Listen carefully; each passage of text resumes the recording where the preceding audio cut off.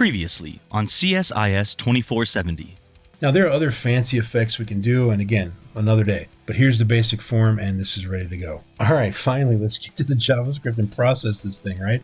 The first thing you have to do when you're going to use JavaScript to process, you remember anytime you use a form, there are two attributes, I should say, the action and the method, okay? The method by default is get.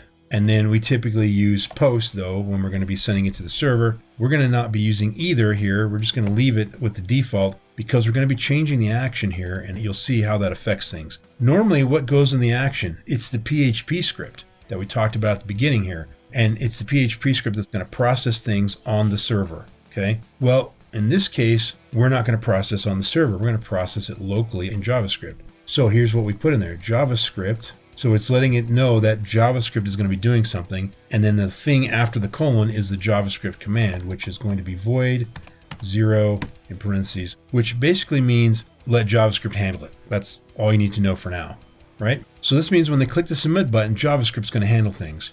However, we don't have any JavaScript code to handle anything, so we need to write that. So we're going to just add an onClick to our input submit button here. OnClick equals this form or whatever. Something simple like that. All right, well, let's write that function here. Here we go. Function. Now, what it comes down to is I need to get all of these elements here, and I need to get their values. Well, they all have IDs on them already, so I could just do get element by ID and get each one, right? Get element by ID FN, LN, BRW. Now, this one's going to be a little trickier. We'll talk about that in a minute. Because how do I know which one I want to get, right? So this isn't quite going to be the same. We'll talk about that in a minute. And then I can get element by ID here with the send email. So let's do everything but the radio button first. So right inside the function, let's just make some variables. We'll say let first name equal document dot get element by ID FN, right? And we'll do the same thing. In fact, we're just going to go FN for simplicity, last name and last name. And then we had, that's the first name, last name, and then we have the spam right here, which was called send emails, right? So we'll say let equal send emails. Well, now what? Well, let's just start by consoling this stuff out to make sure we're actually grabbing it. So remember, this FN is the entire input field and all of its properties. Well, all I need is the value property, right? So let's just console.log fn.value, right? And that should put whatever name the user entered. Let's just do both of these or all of these here. We'll go ln and we'll do spam, right? So let's start there and see what happens. Open up the console here, refresh, and I'll put Beavis Jones, and I'm not going to bother checking the colors because it's not processing yet, and we're going to say send me spam. And you'll see Beavis Jones and on. Now let's try it again where I say Beavis Jones and I don't check that. What do we get? We also get on. That's weird. We'll talk about that in a minute. Let's look at the radio buttons next because that's going to actually be part of how we solve this checkbox business here in just a moment, all right? So, but we are grabbing the data here, no problem. So next up, what I want here is let color, I guess, equal document. Now, what are we going to be selecting here? There's lots of ways to do this, and we're going to just pick one for now. But one way is I can select all of the radio buttons, right? So I could do query selector all, and we're going to be getting the inputs that are type equals radio, or better, the inputs where the name is equal to color. That's what we really want, right? So that will select an array that has all three of these in it, okay? Now, there are other better, more efficient ways to do this, but we're doing the basics here, right? And we'll get to some of the more efficient ways in another lecture. But here we go. Now I have this color thing here, and we're going to do a loop through it, right? And what are we looking for? The same thing that we should be looking for in this spam thing, and that is if it's checked, right? So right now, none of them are checked. We're looking for the one that will be checked, okay? So if we look in the DOM over here, take a look at the send spam here. I'm actually clicking right here. There's that spam one. If I scroll down to the document stuff, to its object stuff, you can see checked is false right there. So now if I check it and then I click submit, and then we come back over here and it should have processed it. It should be showing on there, nothing else here, right?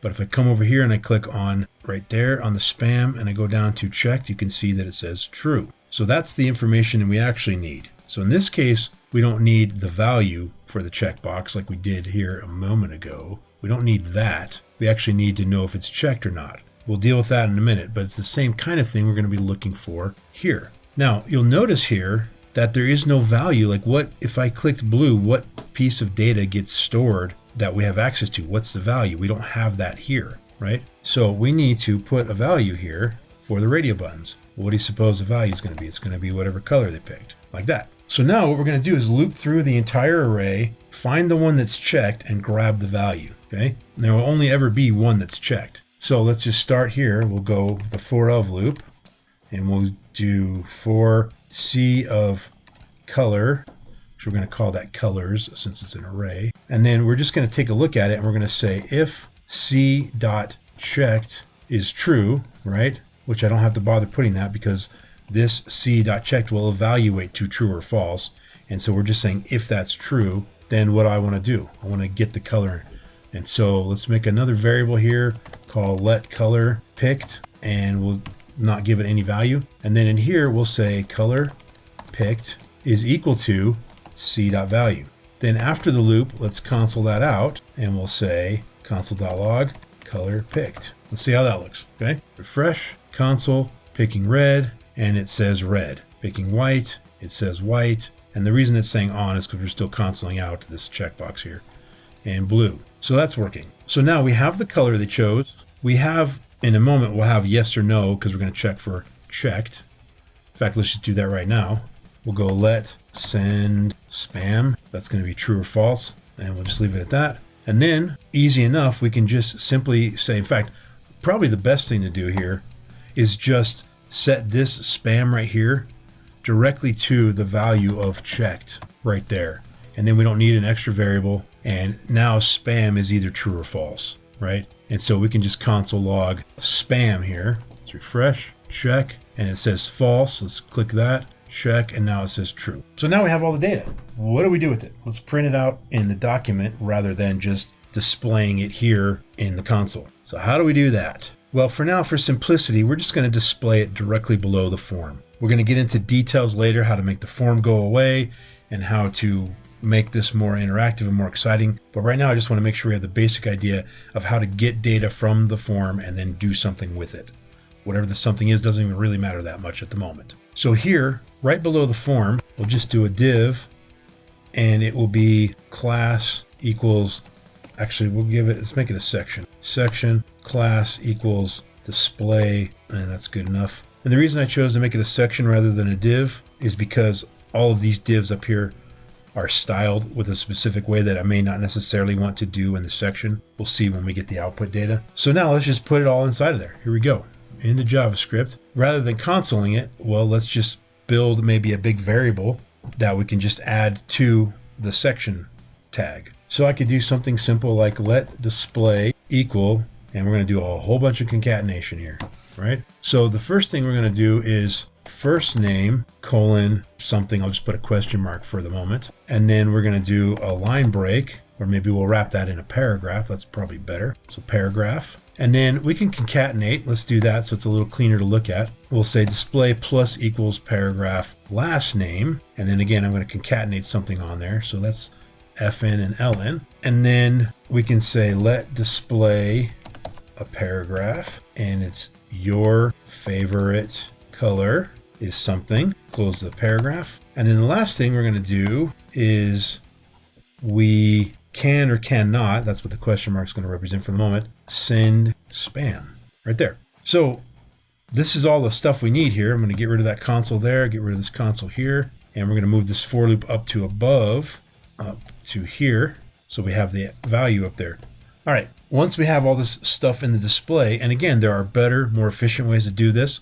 Later, we're going to learn how to just inject elements right into the DOM, but we're baby steps here. I just want to one last time remind you that the reason we're doing what we're doing is I want you to understand how to get the data that was inputted and then do something with it.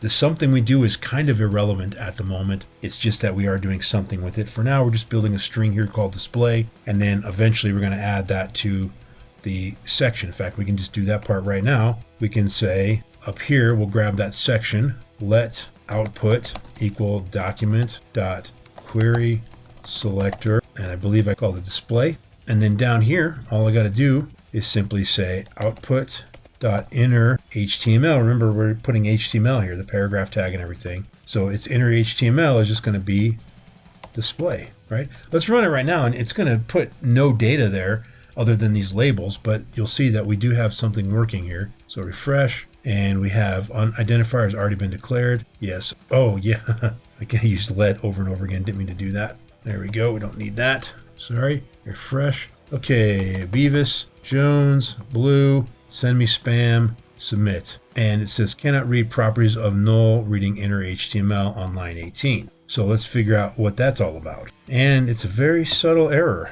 What is this saying? This is saying query selector, and then it's supposed to be a CSS selector. Well, I put the word display there. That's, if I were to write display in my CSS, that would be looking for a tag named display. I'm looking for a class named display, so we need the dot there, right? Okay, now we refresh. One more time. Beavis, Jones, red, send me spam, submit, and we still get an error because I'm an idiot. I can't do this anymore, man. My head's about to explode.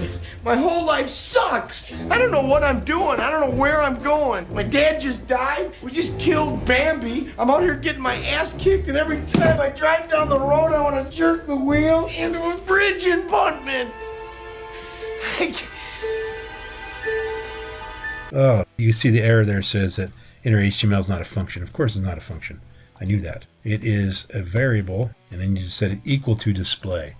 All right, let's do this one more time here. Beavis, Jones, white, spam, submit, and there we go. First name is something, last name is something, right? So sorry about all that. Often I will delete the mistakes and me fixing them and troubleshooting them, but sometimes it's good to leave it in so you can see A, your professor is only human, number one. I'm only human. B, that how do I solve it, right? How do I fix the errors and how do I troubleshoot it?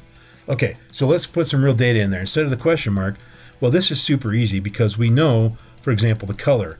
It's this color picked variable right here, right? So all I do is just where I put the question mark, that was just a placeholder. I need to close the quotes and reopen them, but concatenate something between. So here's the little mantra in my head. I say quote plus plus quote, right? I highlighted that question mark and then I replaced it with that. And then I just put in there color picked, and now it's concatenated on there, right? Same thing with these, right? So highlight that and quote plus plus quote, and what's going to go in there? Yeah, fn.value, right? And then here it's going to be quote plus plus quote, and it's going to go ln.value. And then the last one here, you said that we can or cannot, and this one's going to be a little trickier, quote plus plus quote. What the heck's going to go in here between the pluses? Well, we're going to use the ternary operator. And the ternary operator is just a simple binary yes or no, do it this way or that way kind of a thing that has the following syntax. I'm just going to come down here and show it. It's question mark colon, right? What it is, this is a condition right here, some condition, and here's what you do when it's true. So if it's true, you do this stuff, or if it's false, you do this stuff, right? So if we look at this model right here, what's the condition? Well, the condition is that spam is true because it's been checked. So if spam is true, then we will say, you said that we can send you spam. Otherwise, we say cannot, right? So look at the pattern. What's the condition? Spam being true. In the event that it's true, we say the word can. If it's false, we say the word cannot. That's it. And so all this does is just evaluates to the word can or cannot. That's all it's going to do, right? So now let's go back, refresh it. We'll enter the name. We'll choose red and we'll say send me spam. We click submit. First name Beavis, last name Jones. Favorite color red. You said we can send you spam. Let's uncheck it, refresh. You said we cannot send you spam. I'm not going to bother styling that up, but you definitely wouldn't want to leave that there. We're going to save that for another day. We've spent a long enough time on this. The main focus here is look how simple it was to get the data out of the form, right? So a couple key takeaways here. Number one, user experience is about JavaScript and CSS. And we're going to keep building on this idea of how to use JavaScript to improve the user experience. And in future videos, we'll spend less time watching me code up the CSS, and it'll just be kind of done before we even start the video. And you'll just have to make sure that you understand how important it is, but we're not going to go over it in the video. So User experience is JavaScript and CSS. Second thing, when you're using a form and you're going to process with JavaScript, we need that line of code right there. Third thing, you can access all of this stuff by just getting the element, however you're going to do it, whether using query selector, get by ID, get elements by tags, which we talked about in the last lecture, or query selector all. Whatever it is, you now have the object, the tag, and all of its properties that are in the DOM. If it's an array, loop through and get the piece that you need. And then just display it.